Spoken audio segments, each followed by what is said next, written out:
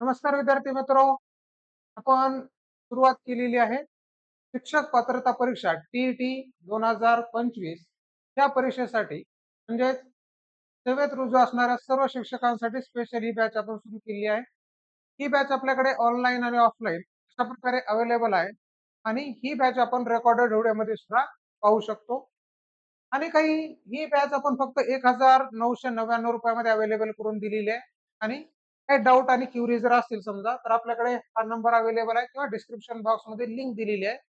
त्या लिंकवर जाऊन आपण काही क्युरी असेल तर विचारू शकतो.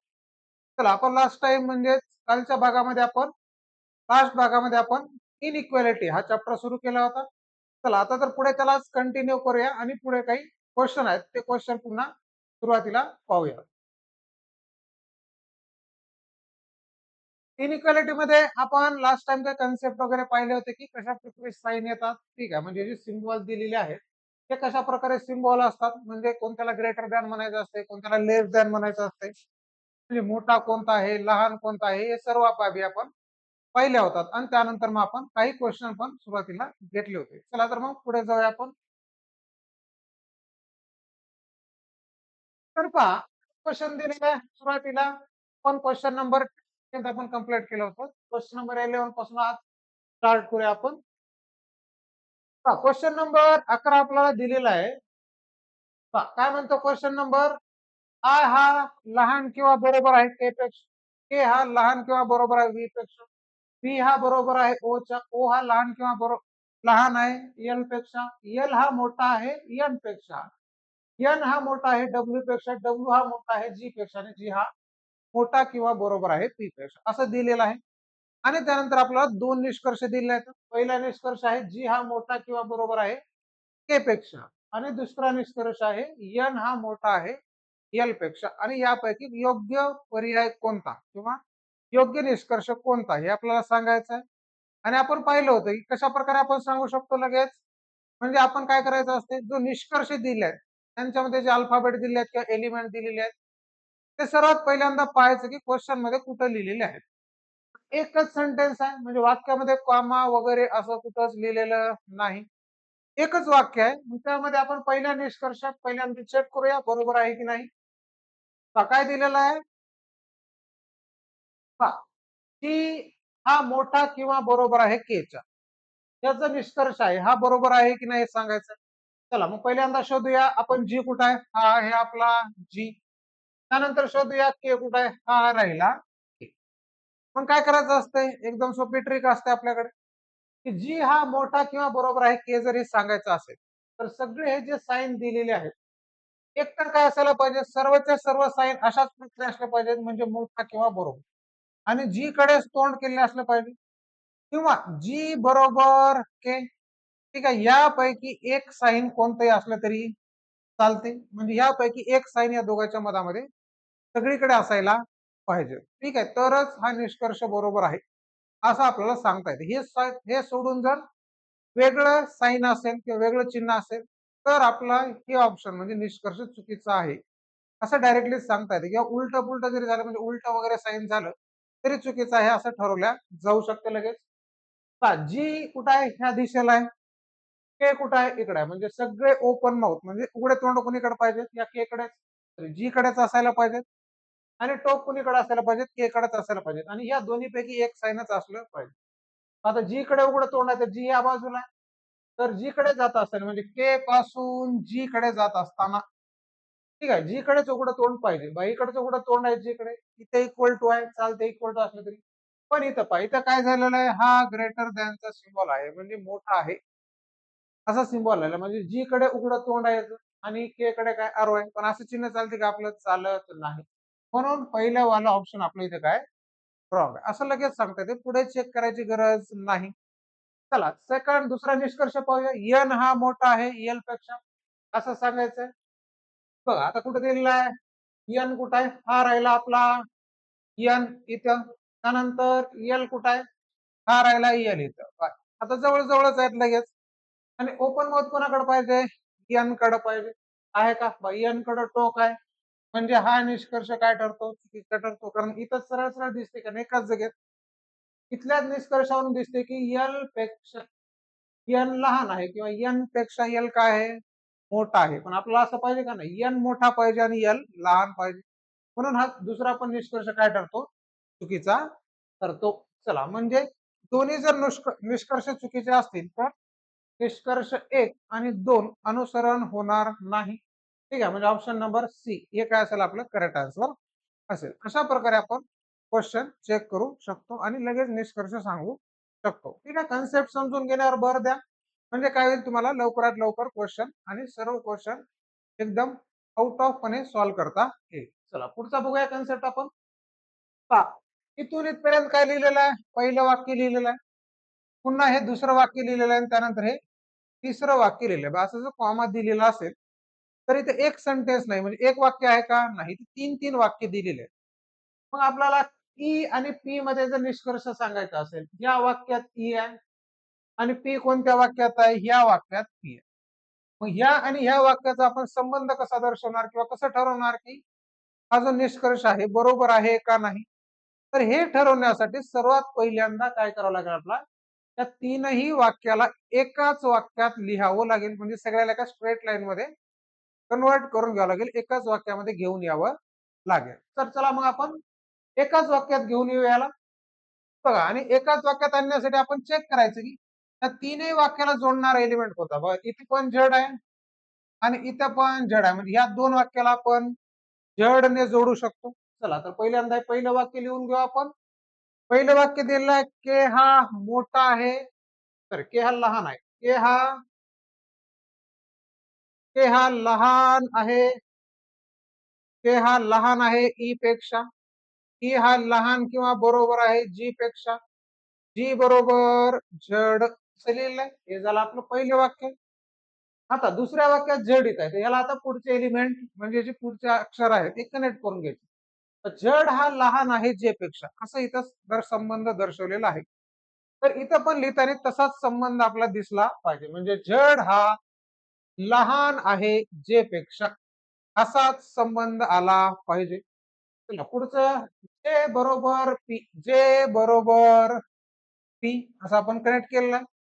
चला, आता दुसऱ्या आणि तिसऱ्या वाक्याला जोडता येते का, जोडता येते, कारण ह्या पण वाक्यामध्ये पी आहे आणि ह्या पण वाक्यामध्ये काय आहे, पी आहे, म्हणजे दुसऱ्या आणि तिसऱ्या वाक्याला आपण कनेक्ट करू शकतो, जोडू शकतो.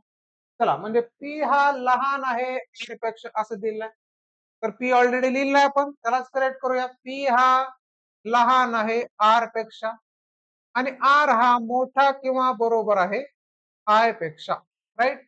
अशा प्रकारे सर्व जे एलिमेंट आहेत, म्हणजे सर्व जे अक्षर आहेत, त्यांना आपण काय केलेलं आहे, एकाच लाईनीमध्ये घेऊन आलेलो आहोत. आता कन्क्लुजन काढण्यासाठी काहीच वेळ लागणार नाही आणि हे पण लिहिण्यासाठी काही जास्त वेळ लागत नाही. सुरुवातीला जर आपण काही क्वेश्चन प्रॅक्टिस केले तर लगेच क्वेश्चन आपण काय करू शकतो, एका वाक्यात लिहू शकतो आणि सर्वांच्या सर्व कन्क्लुजन लगेच आपण शोधून काढू शकतो. चला, मग आपण लगेच पाहूया निष्कर्ष काय निघू शकतो. पहिला निष्कर्ष दिला, ई हा लहान किंवा बरोबर आहे पी पेक्षा. तर याचा अर्थ आपला निष्कर्ष काढायचा असेल तर ई किंवा पी मध्ये सगळे साईन काय असले पाहिजे, पी कडेच ओपन माउथ असलेले आणि ई कडेच तोंड असलेले आणि अशाच प्रकारे सिम्बॉल किंवा जास्तीत जास्त इक्वल टू चा सिम्बॉल असला पाहिजे. हा सोडून कोणताच सिम्बॉल चालणार नाही.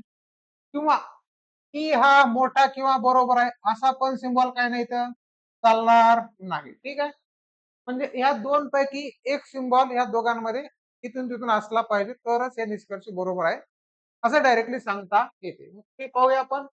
पी कुठं आहे, आपण जर पाहिलं इथं तर आपला पी कुठं लिहिलेला आहे, तर आपला पी लिहिलेला आहे इथं आणि त्यानंतर ई कुठे लिहिलेला आहे, आपला ई लिहिलेला आहे इथं. चला, मग ई पासून आपल्याला कुणीकडे जायचंय, पी कडे जायचंय, तर सगळे ओपन माउथ कुणीकडे असले पाहिजे, पी कडे असले पाहिजे. ई पासून पी कडे जाताना ओपन उघडं तोंड आणि इक्वल टू असा सिम्बॉल आहे, इक्वल टू चा सिम्बॉल चालतो, पण इथं पहा हा काय झाला, हा इकडे ओपन माउथ असलेला, म्हणजे हा सिम्बॉल आता इथं काय नाही, पण इथे इक्वल टू लिहिलेला आहे का, नाही, म्हणून हा निष्कर्ष काय ठरतो, इथं चुकीचा ठरतो, कारण असा सिम्बॉल या दोघांमध्ये नसायला पाहिजे. चला पुढचं पाहूया आपण. के हा लहान आहे आर पेक्षा. आर कुठं आहे, इथं आहे. के कुठं आहे, इथं आहे. आपल्याला काय पाहिजे, आता कोणताही या दोघांमध्ये असं जर असेल, आर हा मोठा आहे के पेक्षा असं सांगायचं असेल, तर सगळे सिम्बॉल आर कडे ओपन माउथ असलेले आणि के कडे एरो असलेले सिम्बॉल असले पाहिजेत. फक्त उलटा सिम्बॉल असू नये. ठीक आहे. मग कोणताही सिम्बॉल असला तरी चालतो. म्हणजे याच्यामध्ये इक्वल टू असला तरी चालते. ग्रेटर ऑर इक्वल टू असला तरी चालते किंवा असा ग्रेटर दॅनचा सिम्बॉल असला तरी चालते. यापैकी कोणताही सिम्बॉल इथं असला तरी चालतो. काही फरक पडत नाही. फक्त कोणता सिम्बॉल नसायला पाहिजे? हा लेस दॅनचा सिम्बॉल नसायला पाहिजे किंवा हा लेस ऑर इक्वल टू चा सिम्बॉल नसायला पाहिजे. ठीक आहे. म्हणजे के कडे असं इकडं उघडं तोंड असा सिम्बॉल नसायला पाहिजे. हे सोडून यापैकी कोणताही जरी सिम्बॉल आला म्हणजे आर कडे ओपन माउथ आहे असा कोणताही सिम्बॉल आला आणि के कडे टोक आहे असा कोणताही सिम्बॉल आला तरी आपल्याला इथं चालतो. म्हणजे हा निष्कर्ष बरोबर येईल. ठीक आहे. तर चला पाहूया आपण के हा इथं आहे, आर हा इथं आहे. सगळे उघडे तोंड कोणाकडे पाहिजेत? आर कडे पाहिजे. के पासून आर कडे जात असताना ठीक आहे. उघडं तोंड इकडे आहे, इकडे पण उघडं तोंड आहे. इक्वल टू असलं चालतं. पुन्हा उघडं तोंड आहे, इक्वल टू चालतं आणि उघडं तोंड इकडेच आहे. बरोबर आहे. म्हणजे हा दुसरा निष्कर्ष आपला काय आहे? एकदम बरोबर आहे. म्हणजे हा पहिला निष्कर्ष इथं चुकीचा आहे आणि फक्त दुसरा निष्कर्ष बरोबर आहे. म्हणजे ऑप्शन नंबर काय लागला? ऑप्शन नंबर बी म्हणजे फक्त निष्कर्ष 2 चे अनुसरण होईल. हे एकदम आपलं करेक्ट आन्सर असेल. चला पुढच्या क्वेश्चन कडे जाऊयात लगेच. पहा पुन्हा तशाच प्रकारे क्वेश्चन दिलेला आहे. काय दिलेलं आहे?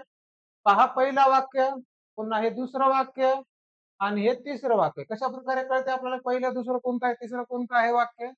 त्यांच्यामध्ये काय दिलं असतो? असं इन्व्हर्टेड कॉमाचा सिम्बॉल दिलेला असतो किंवा एखादा कॉमा दिलेला असते. त्यावरून आपल्याला कळते की 3-3 वाक्य दिलेले आहेत.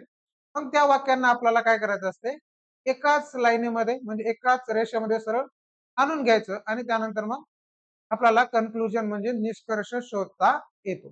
चला मग सर्वात पहिल्यांदा त्याला एका लाईनीमध्ये घेऊन या म्हणजे आपण निष्कर्ष काढण्यासाठी डिफिकल्ट म्हणजेच अवघड जाणार नाही.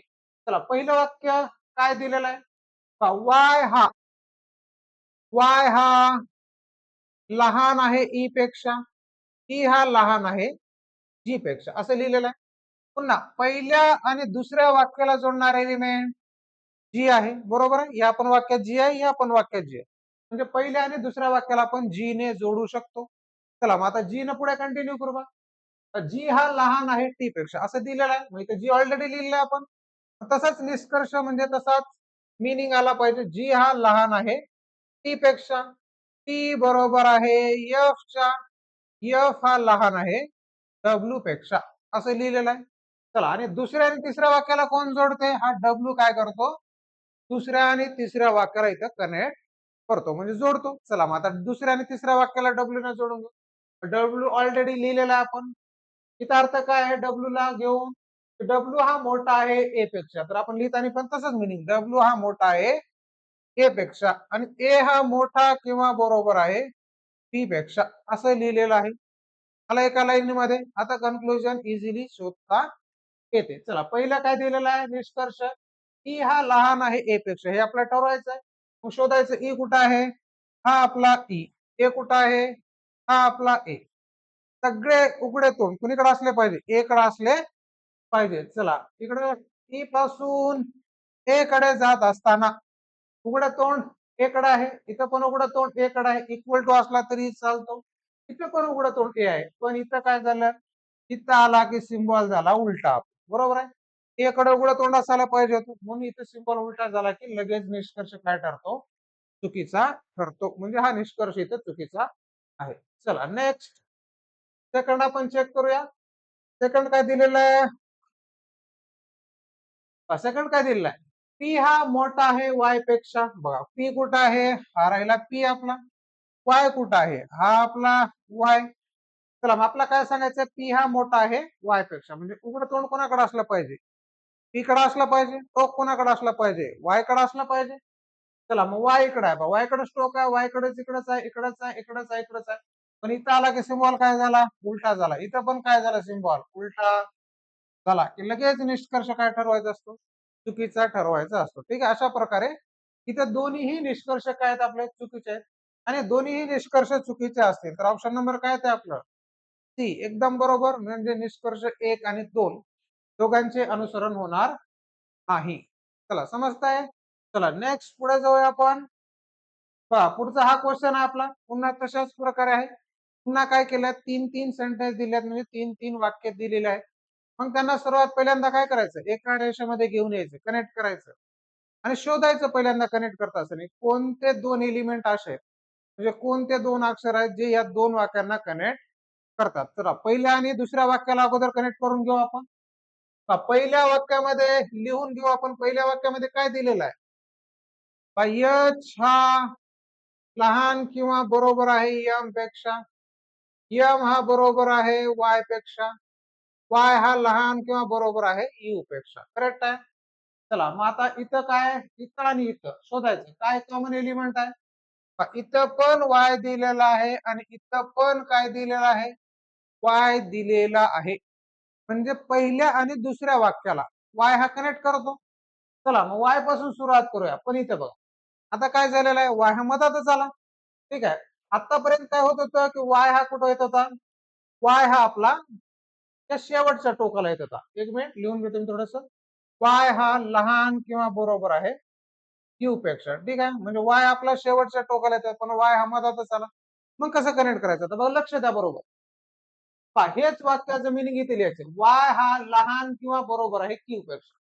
मग वायच्याच खाली काय करायचं, असं वायला लिहायचं आणि त्यानंतर लिहायचं वाय हा लहान किंवा बरोबर आहे क्यू पेक्षा.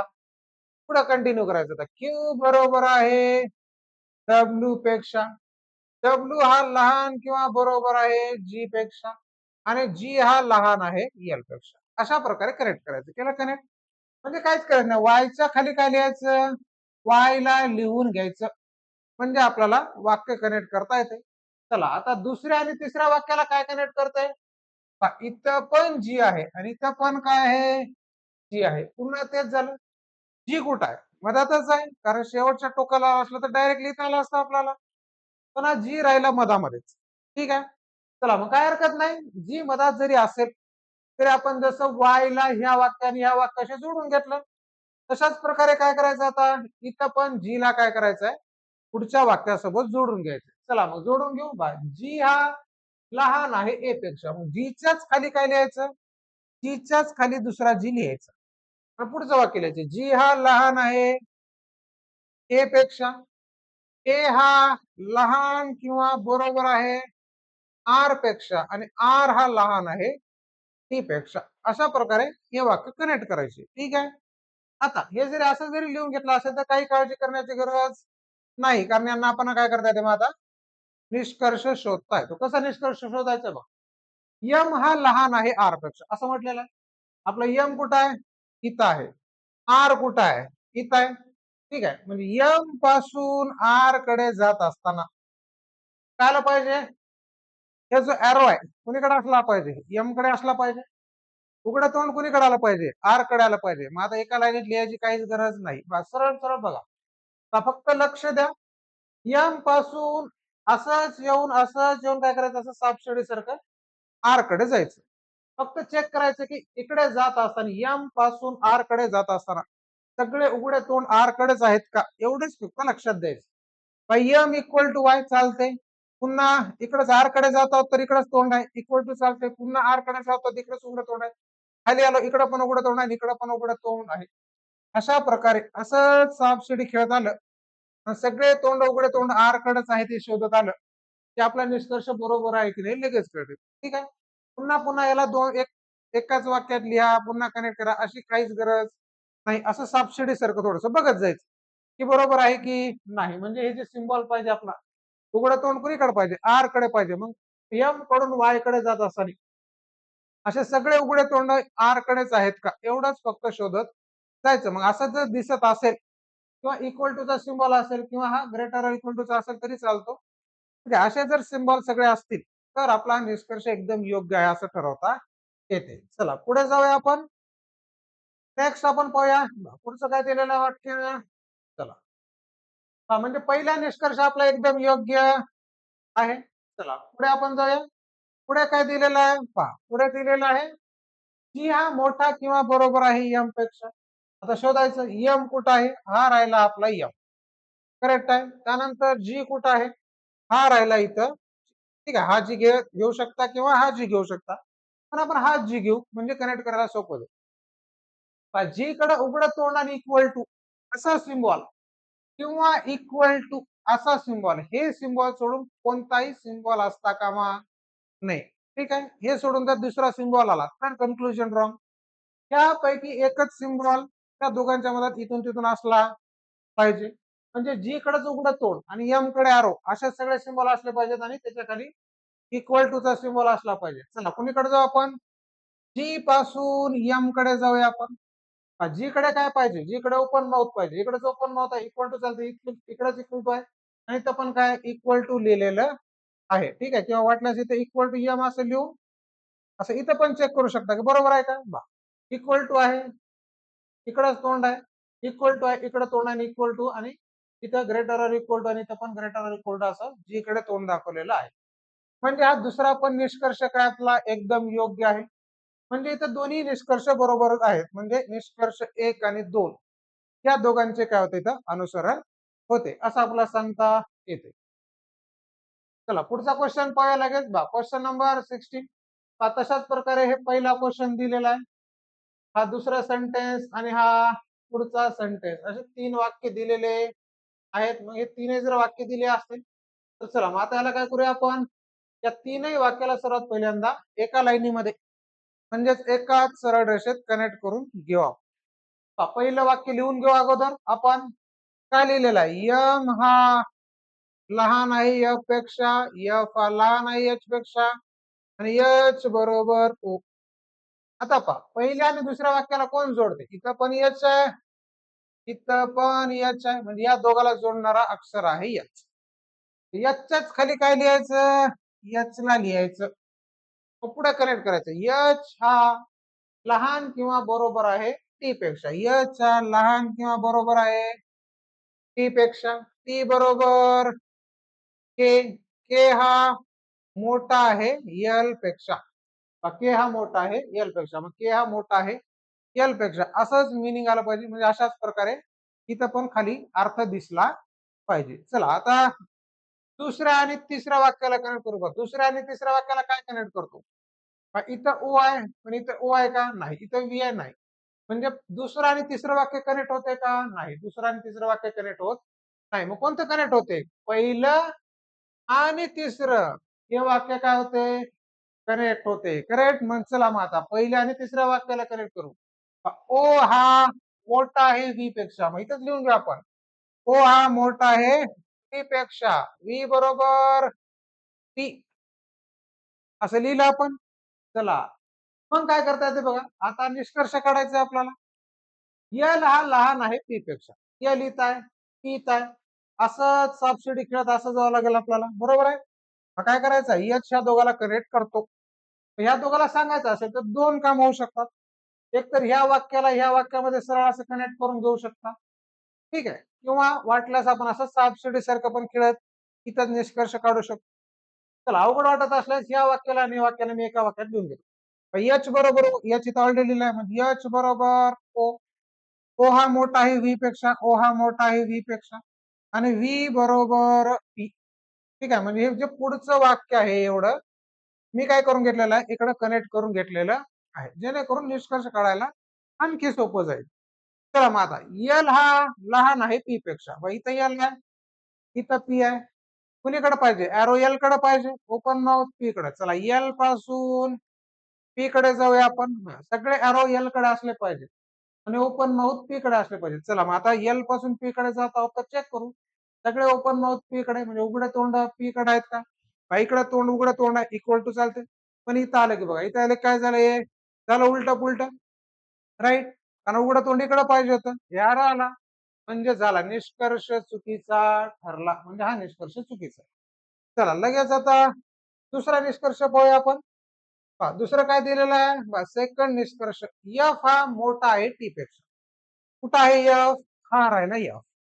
कुठं आहे टी, हा राहिला टी. करेक्ट आहे. मग आपल्याला काय सांगायचं आहे, एफ हा मोठा आहे टी पेक्षा. मग कुणीकडून जाऊया, टी पासून असंच एफ कडे जाऊया आपण सबसिडी खेळत, ठीक आहे. कारण हे दोघ जण इथंच आहेत, असंच जायचंय.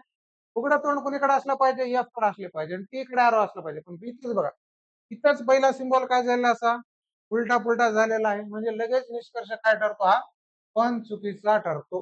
म्हणजे दोन्ही निष्कर्ष काय तिथं चुकीचे आहेत, म्हणजे निष्कर्ष 1 आणि 2 या दोघांचेही अनुसरण होणार नाही.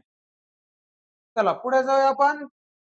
पुढचं 17वं काय दिलेलं आहे, आता इथं किती वाक्य आहेत, हे आहे पहिलं विधान, हे आहे दुसरं विधान, म्हणजे इथं फक्त दोनच स्टेटमेंट दिलेले आहेत. चला मग या दोन स्टेटमेंटला आपण अगोदर कनेक्ट करून घेऊया. पहिलं विधान लिहून घेऊया आपण. पहिलं विधान काय दिलेलं आहे, इकडे लिहितो मी. यम हा लहान आहे ए पेक्षा, ए हा लहान किंवा बरोबर आहे क्यू पेक्षा, क्यू हा मोठा आहे झेड पेक्षा, झेड हा मोठा आहे पी पेक्षा. करेक्ट आहे. चला मग आता ह्या आणि ह्या विधानाला कोण जोडते, इथं पण पी आहे आणि इथं पण काय दिलेलं आहे, पी दिलेलं आहे. करेक्ट आहे. आणि पुन्हा इथं पण यम दिलेलं आहे आणि इथं पण यम दिलेलं, बरोबर आहे. आता हे थोडस प्रिंट मिस्टेक असू शकते, ठीक आहे, किंवा अशा वेळेस काय होते थोडस दोन दोन जर दिले असेल, आता कनेक्ट कोणाला करायचं आपण, तर असं असत नाही. सहसा किंवा 100% वेळेस एकच असं अक्षर असते ज्या दोघांना काय करत असते, कनेक्ट करणार असते, म्हणजे जोडणार असते. त्यामुळे आपण काय करू, हा इकडला जो यम आहे ह्या यमला आपण इथं कट करू, ठीक आहे. कारण थोडेसे प्रिंट मिस्टेक आहे, चुकीनं पडलेल्या अक्षर आहे त्याच्यामुळं. चला मग आपण पी ला पुढे कनेक्ट करून घेऊ. काय दिला, पी हा लहान आहे टी पेक्षा, पी हा लहान आहे टी पेक्षा आणि टी बरोबर काय आहे एफ, असं आपण लिहिलं. चला मग आता यावर निष्कर्ष काढूया आपण. क्यू हा मोठा आहे टी पेक्षा. कुठं आहे क्यू हा, कुठं आहे टी हा. ओपन माउथ कोणाकडे पाहिजे, क्यू कडे पाहिजे. टी पासून क्यू कडे येत असताना सगळे उघडे तोंड क्यू कडे असले पाहिजे. टी पासून क्यू कडे येत असताना इथंच उघडं तोंड आहे का, नाही. इथंच उलट पुलट झालं, म्हणजे इथंच सिंबल काय झालेला आहे, उलटा झालेला आहे, म्हणजे सरळ सरळ निष्कर्ष चुकीचा आहे. चला दुसरा निष्कर्ष, एफ हा लहान आहे पी पेक्षा. कुठं आहे एफ, हा आहे आपला एफ. कुठं आहे पी, इथंच आहे पी. एफ कडे काय पाहिजे, एरो पाहिजे. इथं एफ कडे एरो आहे का, इकडे नाही, पी कडे एरो आहे, म्हणजे एफ पासून पी कडे जात असताना किंवा पी पासून एफ कडे जात असताना एफ कडे काय असायला पाहिजे, एरो असायला पाहिजे. पी कडे उघडं तोंड, पी कडे उघडं तोंड आहे का, नाही, इथंच उलट झालं हे सिंबल, म्हणजे हा पण निष्कर्ष काय इथं चुकीचा ठरतो. म्हणजे काय येणार आपलं एकदम correct answer, option number c, म्हणजे निष्कर्ष 1 आणि 2 या दोघांचे अनुसरण होणार नाही, हे एकदम आपलं करेक्ट आन्सर. चला पुढे जाऊया आपण. Question number 18. पुन्हा तशाच प्रकारे 1, 2 आणि 3 तीन तीन वाक्य इथे दिलेले आहेत. मग सर्वात पहिल्यांदा तर यांना तुम्ही कनेक्ट करा. चला आपण कनेक्ट करून घेऊया. काय दिलेलं आहे, सी हा लहान आहे आर पेक्षा, आर हा लहान आहे एक्स पेक्षा, एक्स बरोबर जे, जे हा लहान आहे झेड पेक्षा. मग पहिल्या आणि दुसऱ्या वाक्याला कोण कनेक्ट करते, झेड कनेक्ट करते. आता पुढे लिहून घेऊ, झेड हा लहान आहे के पेक्षा, के हा लहान आहे क्यू पेक्षा. दिले हे. पुन्हा या वाक्याला कोण कनेक्ट करते, क्यू कनेक्ट करते, बरोबर आहे. चला मग पुढे लिहून घेऊ, क्यू हा मोठा आहे क्यू पेक्षा, क्यू हा मोठा आहे पी पेक्षा, पी हा लहान आहे कोणापेक्षा, यम पेक्षा, यम हा मोठा किंवा बरोबर आहे कोणापेक्षा, टी पेक्षा. करेक्ट आहे, लिहून घेतलं. अशा प्रकारे तीनही वाक्य एकाच लाईनीमध्ये आणले. आता हे शेवटला अक्षर असल्यामुळं आपण काय केलं, एकाच वाक्याने लिहायला आपल्याला अडचण गेली नाही, ठीक आहे. पण एका लाईनीमध्ये आलं किंवा एका लाईनीत नाही आलं तरी आपल्याला काय अडचण आहे का, काहीच अडचण नाही. कारण सरळ सरळ सिम्बॉल पाहून आपल्याला आन्सर सांगता येते की कोणतं विधान, म्हणजे जो कोणता निष्कर्ष आहे तो बरोबर आहे, कोणता निष्कर्ष चुकी आहे, हे आपल्याला कळालंय कशा प्रकारे आपल्याला शोधायचं आहे. म्हणजे असं साप शिडी सारखं गेलं लगेच कळते. जर दोन दोन वाक्य खाली वरी आले तर ठीक आहे, पण इथं आता एकच वाक्यात सगळं आलेलं आहे, त्याच्यामुळे काहीच काळजी करण्याची गरज नाही. यम बरोबर आहे झेड पेक्षा. आता नेहमी कनेक्ट व्हायचं, तर या दोघाला बरोबर आहे असं म्हटलेलं असेल तर यम पासून झेड पर्यंत सगळेच्या सगळे जे चिन्ह आहेत, सगळेच्या सगळे सिंबल आहेत इक्वल टू चेच असले पाहिजेत. ग्रेटर ऑर इक्वल टू आहे, मोठा किंवा बरोबर आहे चालणार नाही, लहान किंवा बरोबर आहे चालणार नाही, मोठाच आहे चालणार नाही, लहानच आहे चालणार नाही, यापैकी कोणताच सिंबॉल चालत नाही. इक्वल टू म्हणायचं असेल तर सगळेच्या सगळे सिम्बॉल काय असले पाहिजे, यम आणि झडच्या दरम्यान इक्वल टूच असले पाहिजेत.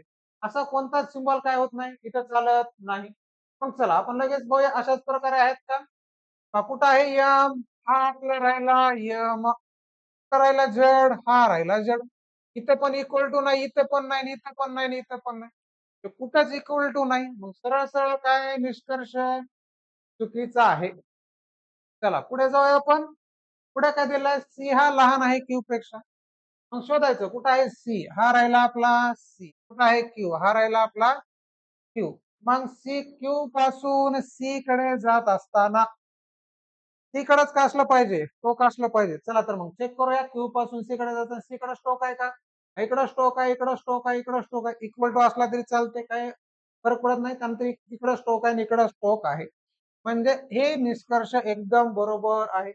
म्हणजे पहिला निष्कर्ष आपला चुकीचा आहे आणि दुसरा निष्कर्ष एकदम योग्य आहे. म्हणजेच ऑप्शन बी फक्त निष्कर्ष 2 चे अनुसरण होईल. हे एकदम करेक्ट आन्सर असेल आपलं. कळालेलं आहे. चला तर मग पुढे जाऊया आपण. नेक्स्ट क्वेश्चन घेतलेला आहे बघा 19वा. किती वाक्य आहेत, 2 वाक्य आहेत. हे पहिलं वाक्य आणि हे दुसरं वाक्य. मग काय करून घ्यायचं, दोघाला कनेक्ट करून घ्यायचं. कशाने कनेक्ट होते, क्यू न होते. इथं पण क्यू आहे आणि इथं पण क्यू आहे. चला मग पहिल्यांदा पहिलं वाक्य आपण लिहून घेऊया. पी हा लहान आहे टी पेक्षा, सी हा लहान आहे टी पेक्षा, टी हा लहान किंवा बरोबर आहे आर पेक्षा आणि आर बरोबर क्यू. पुन्हा क्यू हा लहान आहे आय पेक्षा, क्यू हा लहान आहे आय पेक्षा, आय बरोबर जी, जी हा लहान आहे पी पेक्षा आणि पी हा लहान आहे य पेक्षा. आला असं एका वाक्यामध्ये. असं सगळं 2 वाक्य जी दिली आहेत त्यांना काय करायचं, एकाच वाक्यात असं कन्वर्ट करून आणायचं. चला आता निष्कर्ष काढायला किती वेळ लागते, 5 सेकंद लागते. आर हा इथं, जी हा इथं. मग जी हा मोठा आहे आर पेक्षा सांगायचं असेल तर एकतर काय असलं पाहिजे, या दोघांमध्ये इक्वल टू चा सिम्बॉल असला पाहिजे किंवा ग्रेटर ऑर इक्वल टू असला पाहिजे किंवा असा हा ग्रेटरचा सिम्बॉल असला पाहिजे. म्हणजे जी कडे तोंड दाखवणारे सिम्बॉल आणि इक्वल टू चा सिम्बॉल एवढेच सिम्बॉल चालतात. असा उलटा सिम्बॉल असला की सरळ सरळ काय येते, रॉंग येते. किंवा हा असा सिम्बॉल दिसला की काय येते, हे रॉंग येते. ठीक आहे, मग चला पाहूया असंच आहे का. जी कडे उघडं तोंड असलं पाहिजे आणि इक्वल टू चा सिम्बॉल चालतो बा. आर पासून जी कडे जात असताना उघडं तोंड कुणीकडे पाहिजे, जी कडे किंवा इक्वल टू चा सिम्बॉल. भाई इक्वल टू आहे, उघडं तोंड जी कडे आहे आणि ते इक्वल टू आहे. म्हणजे पहिला निष्कर्ष एकदम बरोबर आहे. चला आता दुसरा निष्कर्ष शोधूया आपण. पी हा लहान आहे पी पेक्षा. पी कुठे आपला, हा राहिला आपला पी. पी कुठं आहे आपला, हा राहिला ए. म्हणजे सगळे एरोज कुणीकडे असले पाहिजेत, पी कडे असले पाहिजेत आणि पी कडे उघडं तोंड. मग आपण काय करूया, पी पासून पी कडे जाऊया आपण. म्हणजे सगळे तोंड इकडे, उघडं तोंड इकडेच आहेत का भाऊ. इकडेच उघडं तोंड आहे, इक्वल टू असला चालते, इकडेच उघडं तोंड आहे, इक्वल टू असला चालते, इकडेच उघडं तोंड आहे. म्हणजे हा पण निष्कर्ष इथं एकदम योग्य आहे. म्हणजेच काय, दोन्ही निष्कर्ष इथे योग्य आहेत आणि दोन्ही निष्कर्ष योग्य असतील तर काय ते आपलं ऑप्शन, ऑप्शन नंबर डी म्हणजे निष्कर्ष 1 आणि 2 या दोघांचे काय होईल, इथं अनुसरण होईल असं आपल्याला सांगता येते. चला पुढे जाऊया next question were. Question number 21. आता इथं किती वाक्य दिलेले आहेत, हे आपलं पहिलं वाक्य, हे आपलं दुसरं वाक्य आणि हे आपलं तिसरं वाक्य. चला यांना काय करून घेऊ, आपण कनेक्ट करून घेऊ. कशा प्रकारे कनेक्ट होते, आर हा काय मोठा आहे डब्ल्यू पेक्षा, डब्ल्यू हा मोठा आहे क्यू पेक्षा, क्यू बरोबर जी. आता पहिल्या आणि दुसऱ्या वाक्याला कोण कनेक्ट करते बा, इथे या नाही, पी आहे का नाही, यस आहे का नाही, यल आहे का नाही. म्हणजे हे आणि हे वाक्य कनेक्ट व्हायला अवघड जाते. चला मग पहिलं तिसरं वाक्य कनेक्ट होते का, इथं जी आहे बरोबर आहे. म्हणजे पहिलं आणि तिसरं वाक्य आपण कनेक्ट करता येते. चला तर या दोघाला कनेक्ट करूया पहिल्यांदा. मग जी हा लहान आहे ई पेक्षा, ऑलरेडी जी लिहिलेलं आहे पण. मग जी हा लहान आहे ई पेक्षा आणि ई हा लहान किंवा बरोबर आहे यन पेक्षा. बरोबर आहे. म्हणजे जर असं असेल समजा की पहिलं आणि दुसरं वाक्य जर कनेक्ट होत नाही, असं जर असेल तर मग शोधायचं, मग पहिलं आणि तिसरं कनेक्ट होतं, कोणतं ना कोणतं तरी कनेक्ट होतेच. ठीक आहे, कारण अशाच प्रकारे वाक्य असेल तरच आपला आन्सर काढता येते. जर कनेक्टच होणारे वाक्य दिलेले नसतील तर मग उत्तर कसं शोधणार? कोणती संख्या मोठी आहे, कोणतं अक्षर लहान आहे, कोणतं अक्षर मोठं आहे, कसं सांगणार आपण? सांगता येते का? नाही. म्हणून असं पहिल्या किंवा तिसऱ्या वाक्यात संबंध किंवा पहिल्या आणि दुसऱ्या वाक्यात संबंध, तशाच प्रकारे दुसऱ्या किंवा तिसऱ्या वाक्यात संबंध, असा काहीतरी संबंध निश्चितच दिलेला असतो. चला मग आता पहिल्या आणि तिसऱ्या वाक्याला कनेक्ट केलं आपण. आता कनेक्ट कोणाला करूया आपण? तिसऱ्या आणि दुसऱ्या वाक्याला कनेक्ट करूया. या दोन वाक्याला काय करायचं? कनेक्ट करायचं आहे. चला मग कनेक्ट करायचं असेल तर काय करता येते आपल्याला? पहा, आता इथं पण एन आहे, इथं पण एन आहे. ऑलरेडी एन काय केलेलं आहे? आपण लिहिलेला आहे.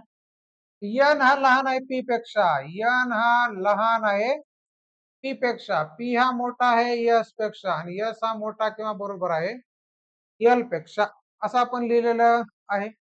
चला आलं हे एका वाक्यामध्ये. चला आता आपण निष्कर्ष शोधूया. आर हा लहान आहे पी पेक्षा. कुठं आहे आर? इथं आहे. कुठं आहे पी? इथं आहे.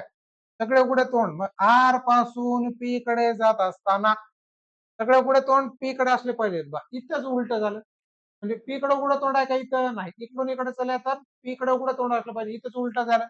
म्हणजे हा पहिला निष्कर्ष चुकीचा. एन बरोबर क्यू. आपल्याला माहित झालं आता एन बरोबर क्यू म्हणायचं असेल तर एन आणि क्यूच्या दरम्यान सर्वच्या सर्व सिंबल कसे असले पाहिजे? इक्वल टू असले पाहिजे. करेक्ट आहे. हा राहिला आपला एन, हा राहिला आपला क्यू. इथं इक्वल टू आहे पण इथं इक्वल टू नाही, इथं इक्वल टू नाही, म्हणजेच ऑप्शन पण बरोबर नाही. करेक्ट आहे. म्हणजे दोन्ही पण ऑप्शन काय आहेत इथं? चुकीचेच आहेत. म्हणजे ऑप्शन नंबर सी म्हणजे निष्कर्ष 1 आणि 2 यांचे दोघांचेही अनुसरण होणार नाही. चला पुढे जाऊया मग. नेक्स्ट काय दिलेला क्वेश्चन? अशा प्रकारे दिलेला आहे. चला हा झाला पहिला सेंटेन्स, हा झाला दुसरा सेंटेन्स. दोघाला पी कनेक्ट करतो. मग पहिला सेंटेन्स लिहून घेऊ अगोदर. पी हा मोठा आहे टी पेक्षा. पी हा मोठा किंवा बरोबर आहे आर पेक्षा.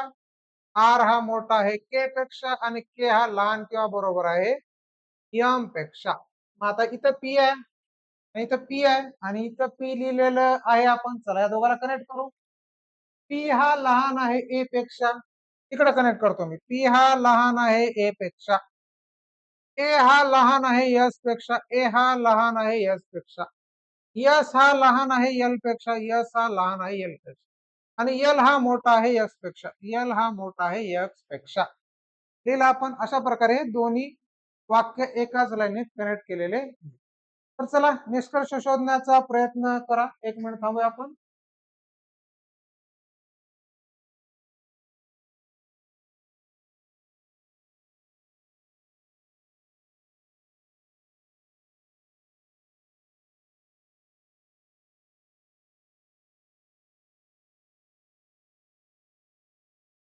चला आला आन्सर. बरोबर आहे. राईट. एवढ्या वेळामध्ये आन्सर येऊन जाते. म्हणजे 2 घोट पाणी पिईपर्यंत आन्सर यायलाच पाहिजे.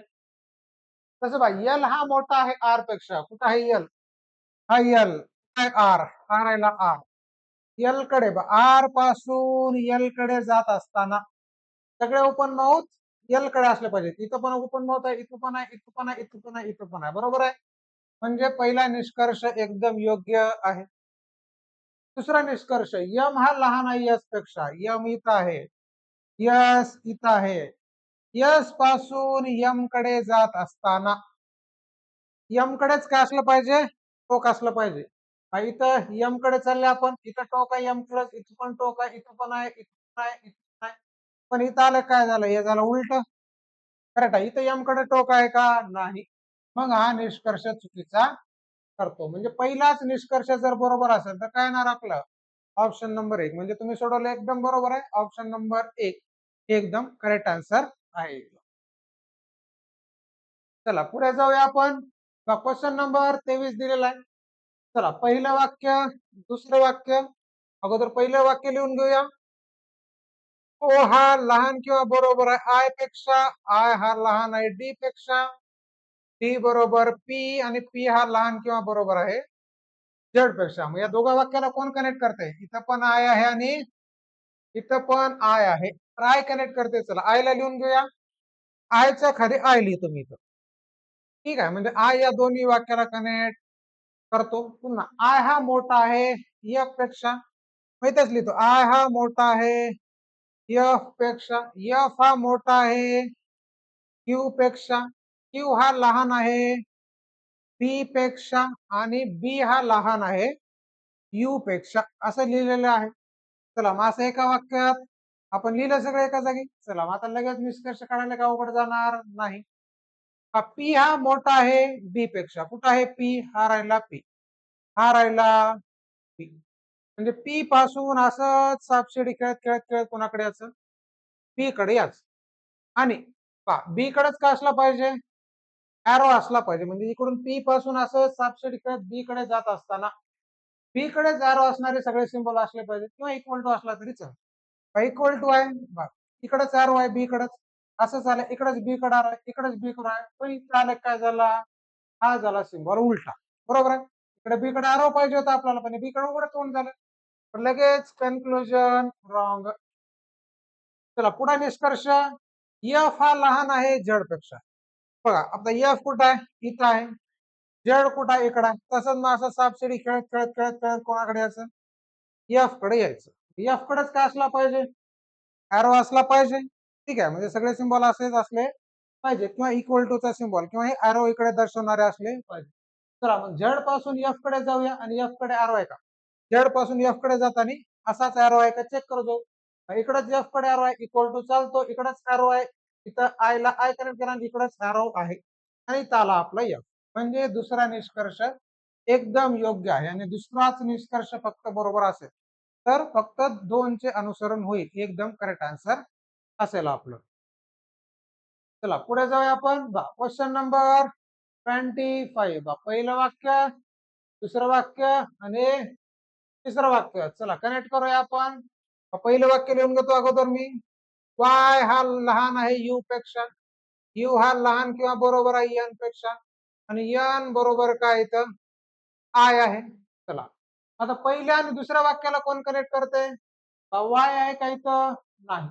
ठीक आहे, मग आपण काय करून घेऊ, पहिल्यांदा पहिलं आणि तिसरं वाक्य कनेक्ट करून घेऊ, कारण इथं पण वाय आहे आणि इथं पण वाय आहे, म्हणजे हे कनेक्ट करायला सोपं जात. ठीक आहे, चला मग वाय हा मोठा आहे एम पेक्षा, वाय लिहिलेलं ऑलरेडी, वाय हा मोठा आहे एम पेक्षा, एम हा मोठा आहे एफ पेक्षा, असं आपण लिहिलेलं आहे. करेक्ट आहे.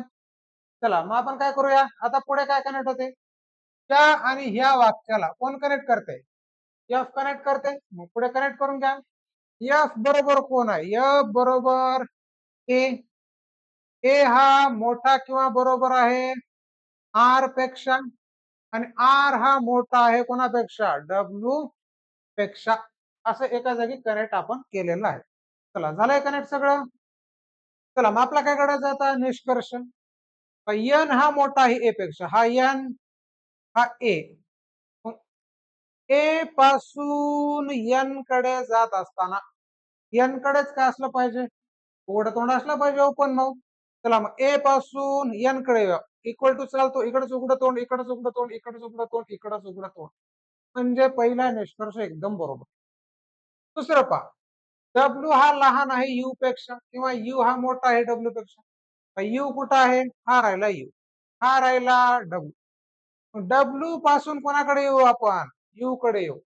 डब्ल्यू पासून यू कडे यायचं असेल तर उघडं तोंड यू कडे असलं पाहिजे. चला मग डब्ल्यू पासून यू कडे येताना उघडं तोंड इकडे, उघडं तोंड इक्वल टू चालतंय, इकडं तोंड उघडं तोंड उघडं तोंड, राईट. म्हणजे हा पण निष्कर्ष एकदम योग्य आहे. म्हणजे इथं दोन्ही पण निष्कर्ष काय आहेत, एकदम योग्य आहेत, आणि दोन्ही जर निष्कर्ष योग्य असतील तर निष्कर्ष 1 आणि 2 या दोघांचे काय होईल इथं अनुसरण होईल. हा पर्याय एकदम योग्य पर्याय असेल आपला. ठीक आहे, तर आजच्यासाठी आपण इथंच थांबूया. ठीक आहे, त्यानंतर उद्याच्याला आपण नवीन एखादा टॉपिक कंटिन्यू करूया, आणि त्यानंतर आपण क्वेश्चनचे आन्सर पुन्हा पाहूयात. फक्त तुम्ही होईल तेवढे जास्तीत जास्त क्वेश्चनची प्रॅक्टिस करा. ठीक आहे, झालेलेच आपण घेतलेले क्वेश्चन पुन्हा पुन्हा प्रयत्न सोडवण्याचा प्रयत्न करा. आणि तुम्हाला काही जर डाऊटच वाटत असेल किंवा काही शंका वगैरे असतील समजा, किंवा तुमच्या समस्या असतील, तर त्या आपण खाली डिस्क्रिप्शन मध्ये लिंक दिलेली आहे, डिस्क्रिप्शन बॉक्स मध्ये त्या लिंकवर तुम्ही क्लिक करून आपल्या काही समस्या वगैरे असतील, ठीक आहे, किंवा डाऊट असेल ते विचारू शकता. ठीक आहे, धन्यवाद.